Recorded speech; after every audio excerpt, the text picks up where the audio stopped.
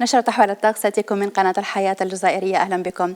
نستهلها بالوضعية الجوية المتوقعة لصبيحة الأربعاء، ونبقى دائما تحت تأثير الضغط الجوي المنخفض. أجواء شتوية بامتياز وأمطار إن شاء الله، أمطار خير على جل مدن الشريط الساحلي الغربية الوسطى حتى الشرقية.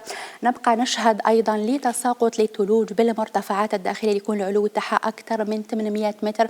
المرتفعات الداخلية الشرقية حتى الهضاب العليا الغربية سمك الثلوج سوف يصل حتى 20 سنتيمتر. تبقى الأجواء مستقرة اتجاه المناطق الجنوبية مع بعض السحب العابرة على شمال الصحراء حتى الجنوب الغربي، الصحراء الوسطى، مرتفعات الهوغار والتاسيلي والجنوب الشرقي، وأجواء مستقرة تماما بالصحراء الوسطى حتى على بني عباس. درجة الحرارة تبقى منخفضة 4 درجات فقط، هذا على عنابة بالعاصمة 5 درجات، 3 درجات على وهران وغرداية، حتى على ورقلة 5 درجات فقط، بأضرار عين صالح وجنة. حتى بالمناطق الجنوبية راح تكون درجات الحرارة جد منخفضة، 4 درجات بإليزي وتندوف، 7 درجات بتمناس الدرجة صفر على بني عباس. الدرجة الدنيا لصبيحة الأربعاء 4 درجات تحت الصفر، هذا على تبس القصوى 14 درجة بأقصى الجنوب الجزائري. نمروا نشوفوا الوضعية الجوية المتوقعة لظهيرة الأربعاء. أجواء شتوية بامتياز إن شاء الله، أمطار خير على جل مدن الشريط الساحلي الغربية الوسطى حتى الشرقية. نبقى نشهد تساقط للثلوج بالمرتفعات الداخلية الشرقية الوسطى حتى الغربية. تبقى الأجواء مستقرة اتجاه المناطق الجنوبية مع بعض السحب العابرة على شمال الصحراء، بني عباس، الجنوب الغربي، الصحراء الوسطى، ومرتفعات الهوغار والتاسيلي حتى بالجنوب الشرقي.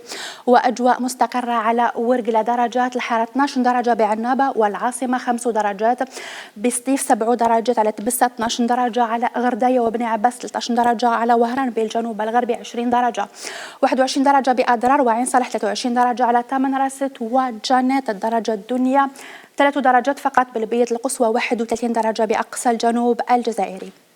مرة نشوفوا الملاحة وأحوال البحر.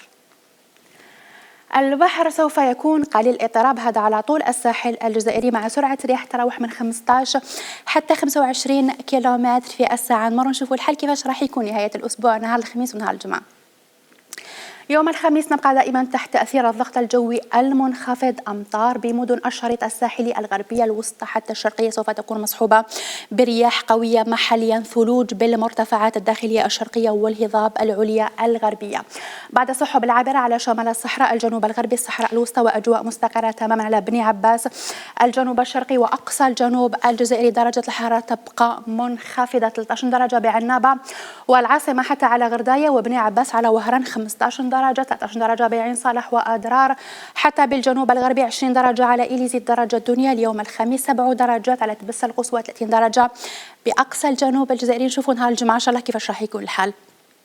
نبقى دائما مع الأجواء الشتوية، أمطار إن شاء الله، أمطار خير جل مدن الشريط الساحلي، أقول الغربية الوسطى حتى الشرقية، حتى بالمناطق الداخلية الشرقية والهضاب العليا الغربية. تبقى الأجواء مستقرة اتجاه المناطق الجنوبية بعد السحب العابرة بشمال الصحراء، الجنوب الغربي، الصحراء الوسطى، الجنوب الشرقي وأقصى الجنوب الجزائري. وأجواء مستقرة على بني عباس، درجات الحرارة 14 درجة بعنابة، 13 درجة بالعاصمة ووهران، 14 درجة بغرداية، حتى على بني عباس 17 درجة، على إليزي 19 درجة، على عين صالح 20 درجة بتندوف. الدرجة الدنيا اليوم الخميس 8 درجات، بتبس القصوى 28 درجة بأقصى الجنوب الجزائري.